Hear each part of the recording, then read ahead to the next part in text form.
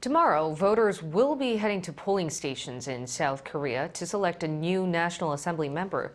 Now, voters will be given a ballot paper that's even longer than the previous election in 2020, making it the longest ever ballot paper used in the country. Our Bae Eun-ji breaks the election down into key numbers. The general election is South Korea's biggest political event this year. You might be wondering how it works and what's different in 2024. Let's take a look at the election by the numbers.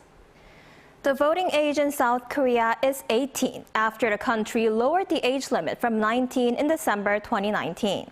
Citizens born before April 11, 2006 are eligible to vote in this year's general election. This means more than 44 million Koreans will be heading to almost 15,000 polling stations across the country that'll be open from 6 a.m. to 6 p.m. There, voters will receive two ballot papers. One is to vote for a candidate running for their constituency, and the other is to vote for the party they support for proportional representation seats.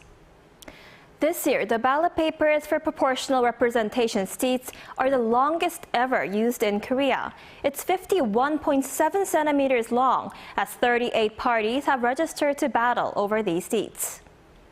This is even longer than the last election in 2020, when the ballot paper was over 48 centimeters long, with 35 parties running.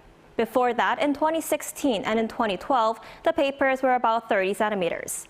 Just as in the 2020 election, the votes will have to be counted by hand, as electronic counters cannot read papers this long. Moving on to the candidates running for individual districts, the average competition rate stands at around 2.8 to 1 this year, the lowest in 39 years. In 2020, the rate was 4.4 to 1. Of the 699 candidates that have registered in 254 districts nationwide, 86% are men, leaving women as an unrepresentative minority. The average age of the candidates is 56.8, 2 years older than in 2020. Those in their 50s took up nearly half of the candidates, followed by those in their 60s and 40s. The youngest candidate is 28 years old, whereas the oldest is 85, born in 1938. By job, 65% of the candidates were professional politicians, 8% were attorneys, and 5% were professors or educators. Doctors and pharmacists accounted for about 1% of the total. The vote count for this year's election is expected to take about 2 more hours than usual and will likely have the final results at around 2 a.m. the next day.